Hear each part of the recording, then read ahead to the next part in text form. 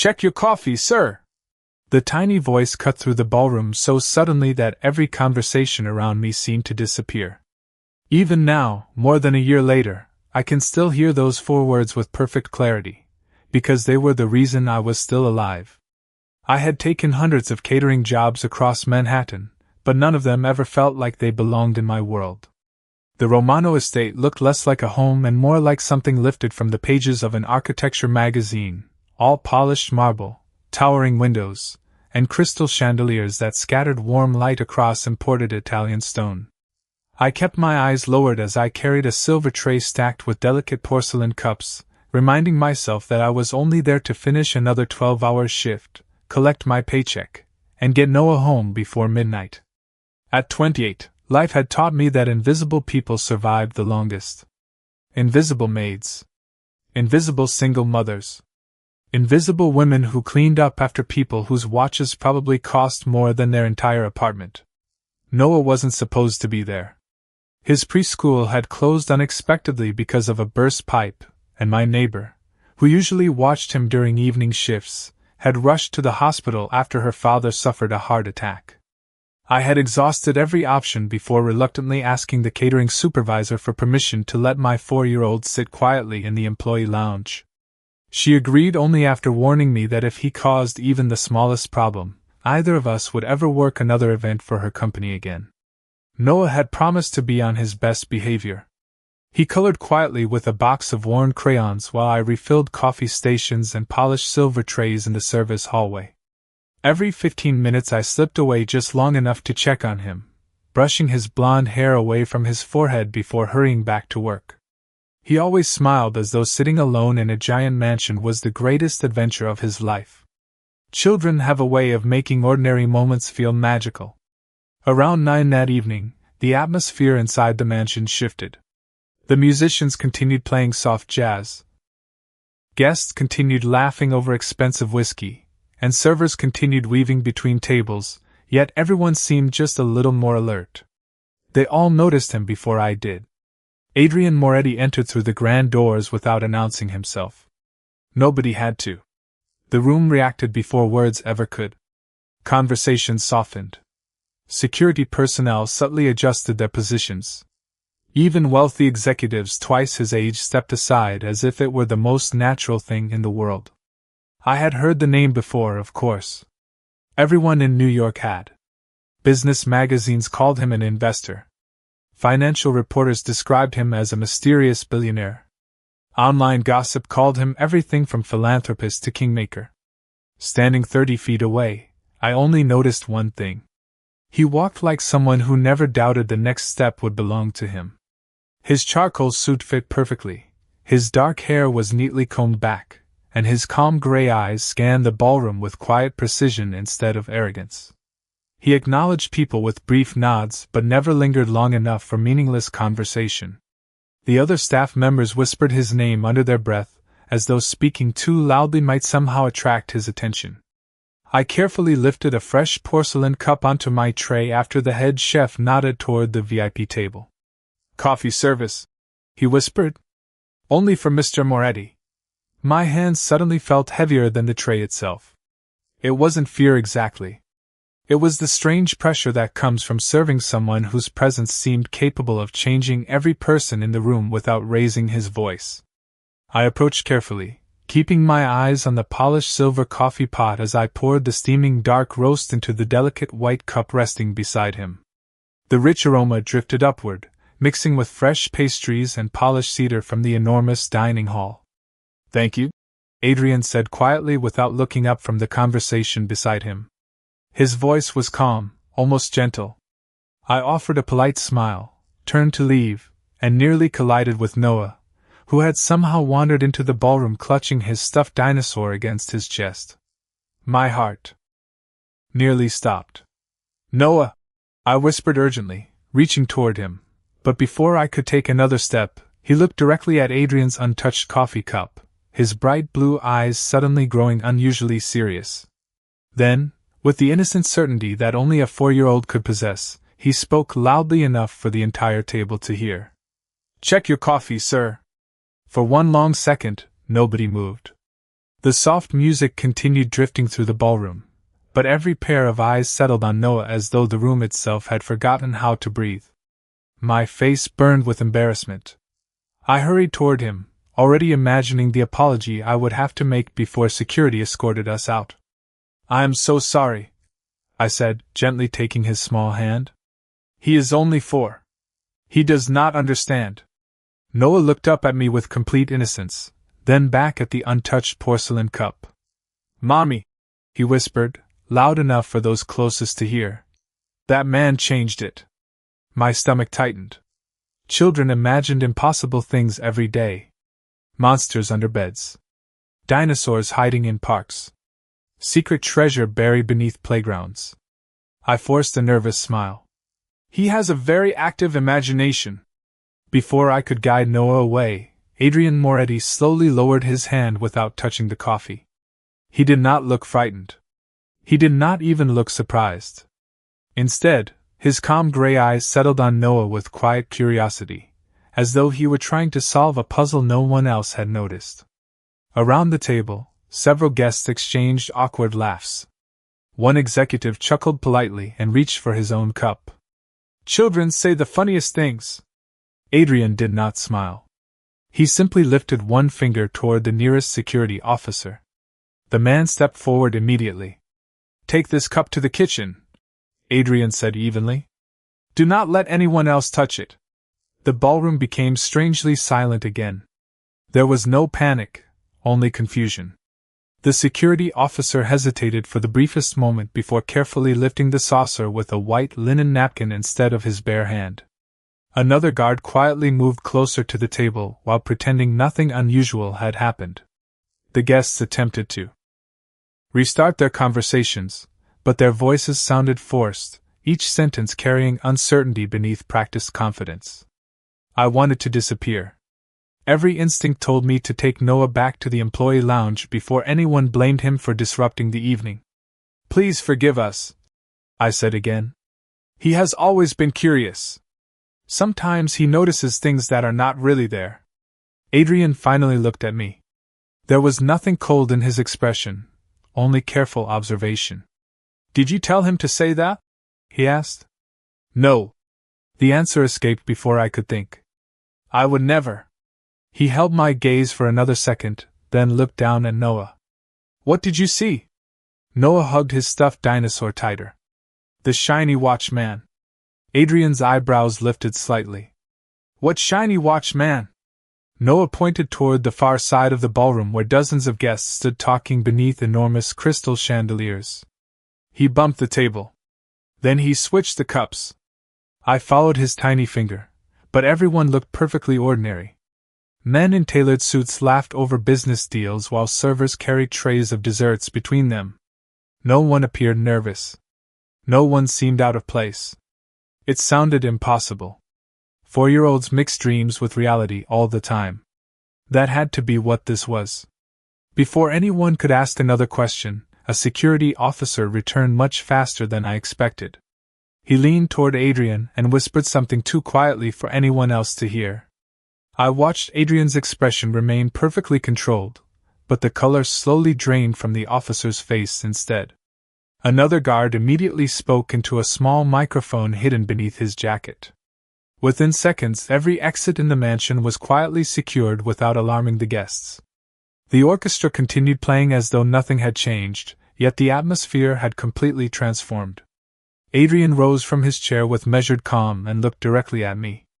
"Ms. Carter," he said softly, somehow already knowing my name, "you and your son are not leaving tonight." I stood frozen with Noah's small hand wrapped tightly around mine while the words echoed through my mind. "You and your son are not leaving tonight." My first instinct was fear. People like me did not belong inside private investigations involving billionaires and armed security teams. We belonged in the background, quietly cleaning spilled wine and polishing silver until the evening ended. "Sir," I said carefully, struggling to keep my voice steady, "I think there has been a misunderstanding. My son is only a child. We really should go home." Adrian Moretti studied me for another silent moment before shaking his head once. "No one is accusing your son of anything," His voice remained calm, almost reassuring. At the moment, he is the only person who noticed something every adult in this room missed. I looked down at Noah. He squeezed my fingers but showed no sign of fear. He seemed more confused than anything else, glancing around at the elegant ballroom as though he could not understand why everyone suddenly looked so serious. Around us, guests continued sipping sparkling water and chatting politely, but the illusion of a normal evening had completely disappeared. Men in tailored suits quietly positioned themselves near every hallway. Staff members who had been carrying trays only minutes earlier now stood together in one corner, while supervisors whispered instructions. Nobody raised their voice. Nobody panicked. Everything happened with remarkable discipline, making the atmosphere somehow even more unsettling. A woman wearing a headset approached me with a professional smile. "Ms. Carter, if you would follow me, we have prepared a sitting room where you and your son can rest." "Am I being detained?" I asked before I could stop myself. She hesitated just long enough to answer honestly. "You are being protected." That single word settled heavily in my chest. Protected from what? Noah tugged gently on my sleeve. "Mommy, did I do something bad?" I knelt beside him immediately, brushing a loose strand of blonde hair away from his forehead. "No, sweetheart. You did not do anything wrong." He frowned. "Then why is everybody sad?" I looked around again. Sad was not exactly the right word. Uneasy was closer. People smiled with their mouths while their eyes constantly searched the room. Every laugh sounded rehearsed. Every movement felt carefully measured. I realized that whatever had happened to the coffee had shaken far more than one dinner party. We followed the woman through a long hallway lined with enormous oil paintings and polished walnut doors. The mansion seemed even larger away from the ballroom, impossibly quiet except for the soft hum of the heating system and the distant notes of the orchestra still performing downstairs. She opened the door to a comfortable library filled with leather chairs, floor-to-ceiling bookshelves, and a stone fireplace where a gentle fire flickered despite the mild fall evening outside. Fresh cookies and juice had already been placed on a small table. The kindness only made me more nervous. Wealthy people rarely prepared rooms for complete strangers unless they expected those strangers to remain for a while. Noah climbed onto a chair and reached for a chocolate chip cookie after looking at me for permission. I nodded, forcing a reassuring smile I did not feel. The moment he took his first bite, someone knocked softly. Adrian stepped into the library alone. No security officers. No assistants. He closed the door behind him and remained standing.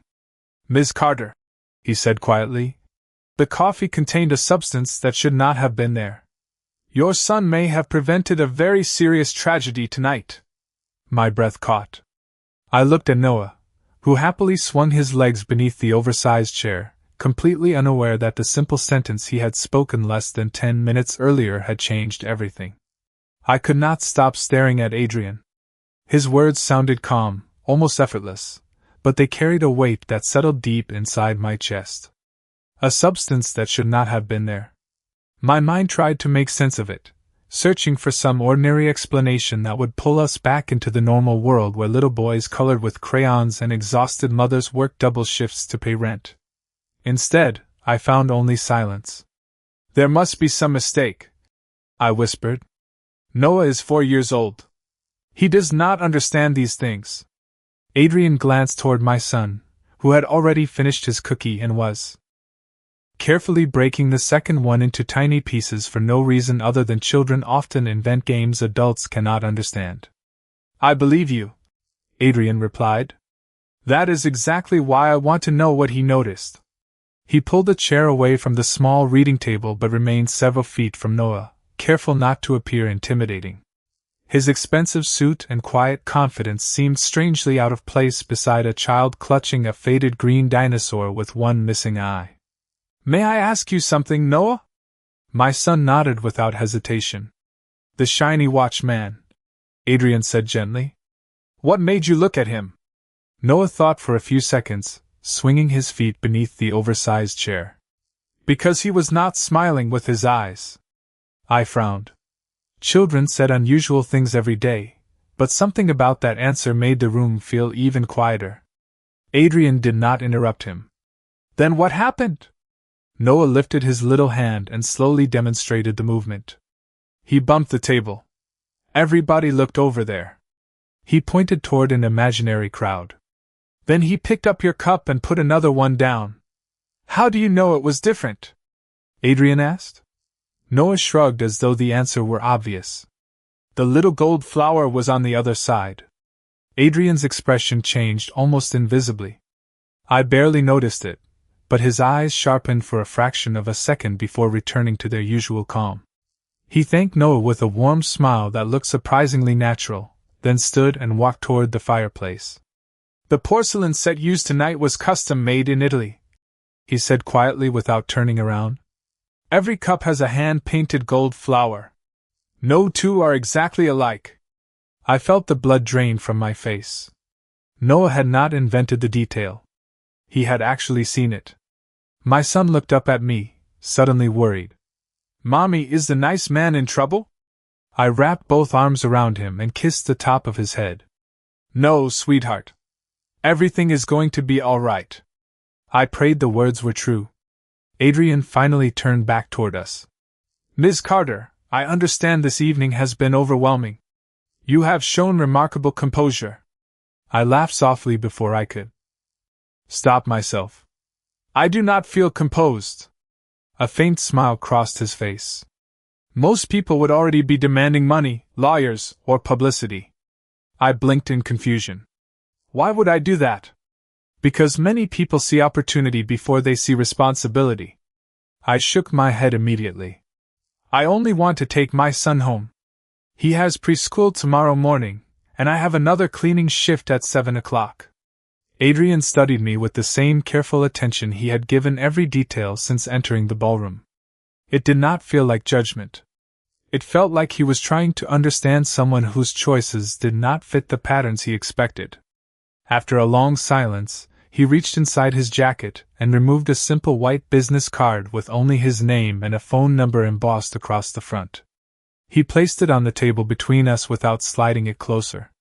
Whether you realize it or not, he said softly, your family changed the course of this evening. I do not forget debts. And I do not ignore people who ask for nothing in return.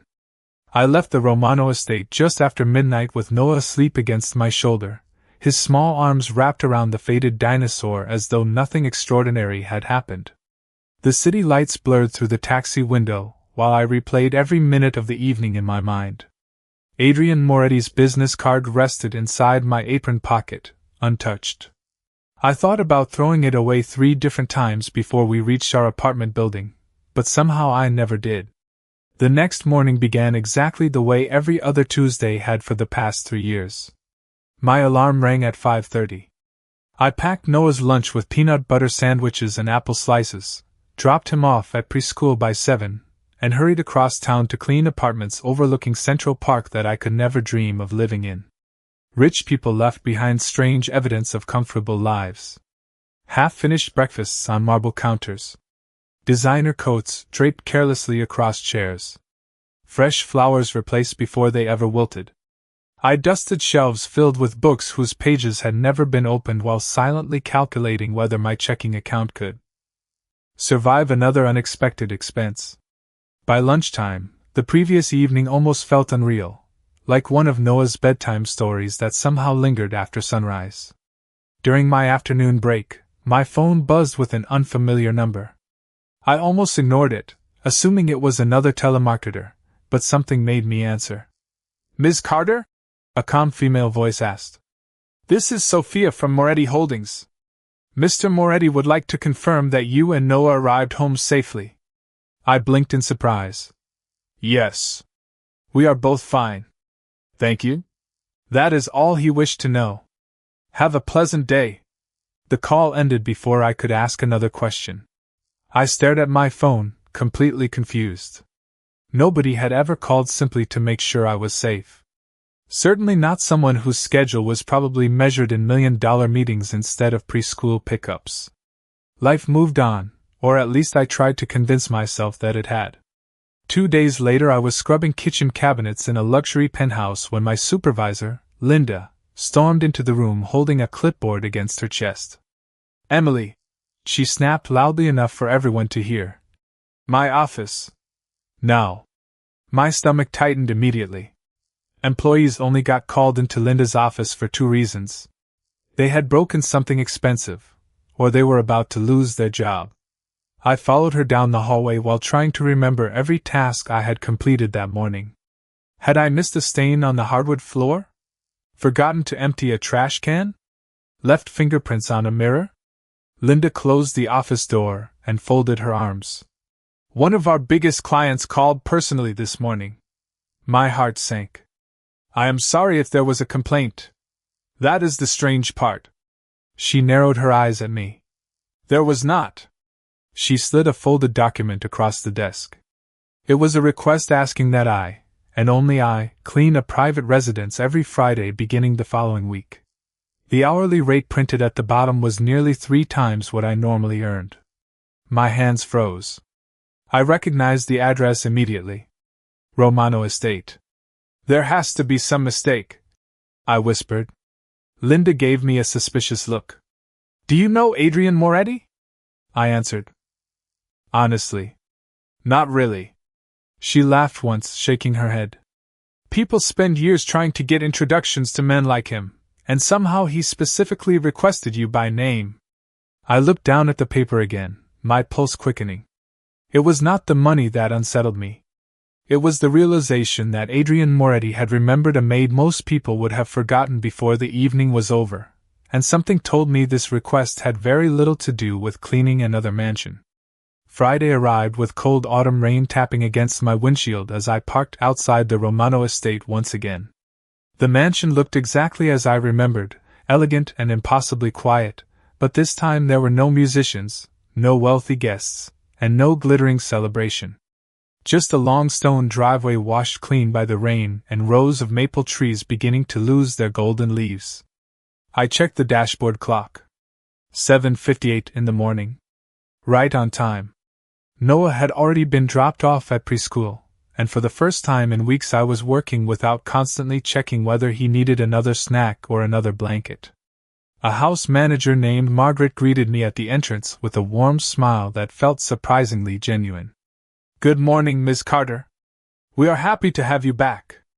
I followed her through the quiet halls, expecting a list of cleaning assignments. Instead, she handed me a cup of fresh coffee and invited me to sit at the kitchen table. I looked at her, confused. "Should I not begin working?" Margaret smiled politely. "Mr. Moretti asked that you have breakfast first." I almost laughed. "Nobody has ever paid me to eat breakfast." "Perhaps that is something that should have happened a long time ago," she replied softly. Her words lingered with me long after she walked away. 20 minutes later I finally began dusting bookshelves in a private study overlooking the gardens. Unlike the luxury apartments I usually cleaned, this room actually looked lived in. Family photographs stood beside shelves filled with worn books. Legal documents were stacked neatly beside handwritten notes.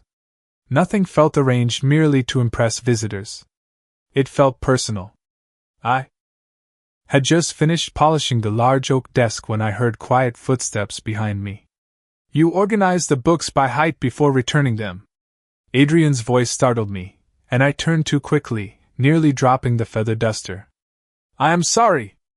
I did not realize anyone was here." He stepped farther into the room, dressed far more casually than I had expected. A navy sweater replaced the tailored suit from the gala, making him appear less like the mysterious businessman everyone whispered about, and more like an ordinary man beginning another workday. "Most people return them randomly," he continued. "You placed them back exactly as you found them." I glanced toward the shelves, suddenly self-conscious. "It makes it easier for people to find what they need." He nodded once. "You notice details." The sentence reminded me immediately of Noah noticing the porcelain cup, and I lowered my eyes. "My son notices far more than I ever do." Adrian walked toward the rain-covered windows, watching drops race down the glass. "The investigation confirmed what he saw." My grip tightened around the duster. They found the man? We found enough answers to prevent anyone else from being placed in danger. His response was careful, offering reassurance without revealing more than necessary. I appreciated that. I did not want to know every detail. Some doors were better left closed. A comfortable silence settled between us while rain continued falling outside. Finally, Adrian spoke again. Margaret told me you thanked her 3 times for breakfast. I felt embarrassed. It was kind of her. No, he corrected gently. It was ordinary kindness. The unusual part is that you still seem surprised when someone offers it. I did not know how to answer. Nobody had ever described my life so accurately in a single sentence. Before I could respond, my phone vibrated inside my apron pocket. I smiled automatically when I saw Noah's preschool calling, expecting another cheerful story about finger painting or playground games. Instead, the teacher's voice sounded unusually hesitant. Ms. Carter, she said carefully, there is someone here asking questions about Noah. They claim they know your family, but something does not feel right. I felt every bit of color leave my face. Keep Noah inside the classroom, I said immediately, gripping the phone so tightly my knuckles turned white. Please do not let anyone take him anywhere until I arrive. The teacher answered without hesitation. Do not worry. He is safe with us. The call ended, but my heartbeat refused to slow. I reached for my coat, barely aware that the feather duster had slipped from my hand onto the polished hardwood floor. Before I could take 2 steps toward the door, Adrian stood beside me. He had not asked to overhear the conversation, yet he had understood enough from the expression on my face alone. What happened? He asked quietly. Someone is at Noah's preschool asking questions about him. I swallowed hard. The teacher said something did not feel right. Adrian's eyes remained calm, but his attention sharpened instantly. Did they identify themselves? No. He nodded once, already reaching into his pocket for his phone. He spoke only a few brief sentences into it, his voice steady and controlled. Riverside Preschool. Confirm everyone inside is safe. Quietly. No unnecessary attention. He ended the call and looked back at me. We are leaving now. The drive across Manhattan felt longer than any trip I had ever taken. Rain continued falling against the windshield while traffic crawled through the late morning streets. I sat in the passenger seat of Adrian's black sedan, twisting my hands together so tightly my fingers ached. He drove himself instead of using a chauffeur, his attention fixed on the road with remarkable patience despite the urgency of the situation. I should never have accepted this job, I whispered. None of this would have happened if I had stayed invisible. Adrian glanced toward me for only a moment before returning his eyes to the traffic. This did not begin because you accepted a job. His voice remained calm. It began the moment your son chose honesty instead of silence. I stared out the window. He is only 4. He does not even understand why everyone keeps talking about that night. Perhaps that is exactly why his words mattered. We arrived at the preschool less than 15 minutes later. The cheerful brick building looked exactly as it always had, with colorful paper leaves decorating the windows and tiny rain boots lying neatly beside the entrance. Nothing appeared unusual, yet I immediately noticed 2 unfamiliar vehicles parked across the street. They blended naturally with the neighborhood, but the people inside were watching the building instead of their phones. Adrian noticed them too. Everything looks calm, I whispered. That is good, he replied. Calm gives children the chance to remain children. We entered through the front office, where Noah's teacher rushed toward us with visible relief. He is perfectly safe, she said. The man left about 10 minutes ago when we refused to answer his questions. What did he ask? I managed.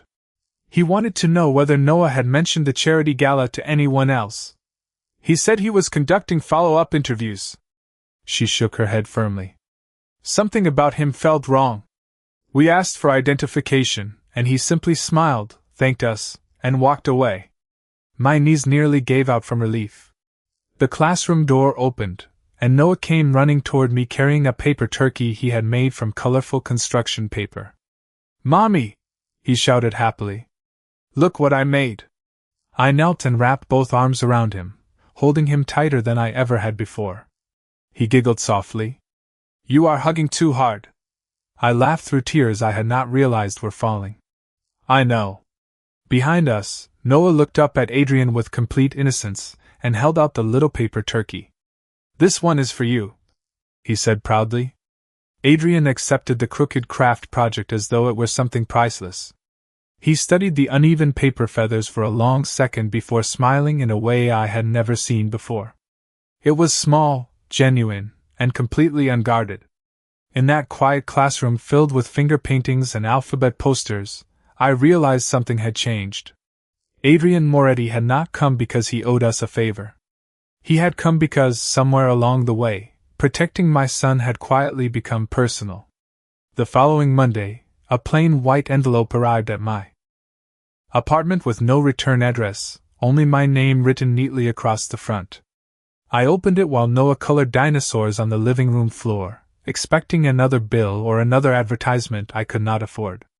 Instead, I found a single folded letter and a small brass key attached to a simple ribbon. The letter contained only one sentence. Please meet me at 10 o'clock if you are willing to hear a different future. There was no signature. There did not need to be one. By 10 that morning I stood outside a quiet brick building on the Upper West Side, still wondering whether I should turn around and leave. It was not another mansion or another office tower. It was an elementary learning center surrounded by maple trees and a small playground where children laughed as they chased one another across bright blue slides. Adrian was already waiting near the entrance, wearing another simple sweater instead of an expensive suit. You came, he said. I almost did not. He smiled faintly. That would have been understandable. We walked through the building together while teachers greeted students by name. Music drifted from one classroom. In another, children gathered around a reading circle while volunteers helped them sound out difficult words. Everything felt warm, welcoming, and wonderfully ordinary. What is this place? I asked. One of the first community schools my foundation funded, Adrian answered. Most people assume my work begins and ends with business. They rarely see this part. He stopped outside a bright classroom where children were painting autumn trees with their tiny hands. After what happened at the gala, I spent several nights thinking about your son. I looked at him with quiet confusion. Why? Because a 4-year-old noticed what experienced adults overlooked. He watched the children through the classroom window before continuing. He paid attention because he was curious, not suspicious. Somewhere along the way, many adults lose that ability. We continued walking until we reached a small office overlooking the playground. On the desk sat a neatly organized folder with Noah's name printed across the front. My heartbeat quickened. Adrian slid it toward me. Inside were brochures for one of the city's best private elementary schools, information about early learning programs, and a fully funded education trust established in Noah's name. I looked up so quickly that the papers nearly slipped from my hands. I cannot accept this. Adrian nodded as though he had expected exactly that response. I know. This is far too much. No, he said quietly. It is not enough. I shook my head. Noah spoke one sentence. That does not mean you owe us his entire future. Adrian rested one hand lightly against the back of a chair. Emily, your son did not simply speak a sentence. He reminded me that life can change because someone chooses to care instead of looking away. He paused before continuing. Money cannot repay that. Education is simply the closest thing I have to gratitude. Tears blurred the pages in front of me. Nobody had ever invested in my future, much less my son's. Every opportunity one had earned came from overtime shifts, second jobs, and sleeping far fewer hours than any doctor would recommend. There must be conditions, I whispered. Adrian looked genuinely surprised. Only one. I braced myself. Allow Noah to become exactly who he wants to become. Do not let financial hardship decide for him. I lowered my eyes, unable to speak. Outside the office window, Noah laughed as a teacher helped him chase bright orange leaves across the playground. Adrian watched him with the quiet satisfaction of a man who measured success differently than the world expected. In that peaceful moment, I finally understood that the greatest gift he intended to give us was never the money. It was the freedom to imagine a future that fear had never allowed me to see. 1 year later, the first snow of December settled gently across Manhattan, covering rooftops, sidewalks, and park benches in quiet white. I stood inside the kitchen of my new apartment, watching Noah carefully measure coffee grounds into a small French press he insisted on using every Saturday morning. At 5 years old, he treated this simple ritual with the seriousness of a scientist conducting an important experiment. "Do not forget," I reminded him with a smile. "One scoop at a time." He grinned without looking up. "I know, Mommy." Life no longer felt like something we were merely surviving. The education trust Adrian had established allowed me to finish the early childhood education certificate I had abandoned years before. Instead of cleaning luxury apartments 7 days a week, I now coordinated family programs at the same community learning center Adrian had shown me that autumn morning. Every afternoon I watched children discover books, paint messy pictures, and ask impossible questions about the world. I loved every minute of it. Noah had started kindergarten 3 months earlier. His teachers often laughed about how he noticed details everyone else overlooked. They called it curiosity. I silently called it the gift that had changed our lives forever. A familiar knock sounded at exactly 10 o'clock. Noah's face lit up instantly. "He is here." Before I could answer, he hurried toward the front door carrying the warm mug with both hands. Adrian stood in the hallway wearing a dark wool coat dusted with tiny snowflakes. He accepted the coffee with exaggerated care, as though receiving a priceless family heirloom instead of an ordinary morning drink. Noah folded his arms and looked up at him very seriously. "Did you check it?" Adrian smiled before lifting the cup. "I did." "Good." Noah nodded with complete satisfaction. "You always have to check." Adrian laughed softly, the sound warm enough to fill the small apartment. "I believe that is a lesson I will never forget." We gathered around the little dining table where pancakes cooled beside fresh fruit and maple syrup. There were no security teams waiting outside, no grand celebrations, no expensive crystal chandeliers reflecting polished light across marble floors. Just 3 people sharing breakfast while snow drifted quietly beyond the windows. Somewhere along the way, extraordinary moments had quietly become ordinary ones. After breakfast, Noah disappeared into his room to finish building a cardboard spaceship for school. Adrian remained by the kitchen window, looking out at children throwing snowballs in the courtyard below. "He is happy," he said. "He is," I answered. "Because someone gave him the chance to be." Adrian shook his head gently. "No.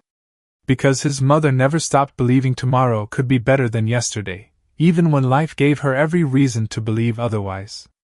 I looked down at my hands, remembering the exhausted woman who had once carried silver trays through a mansion hoping only to finish another shift without being noticed.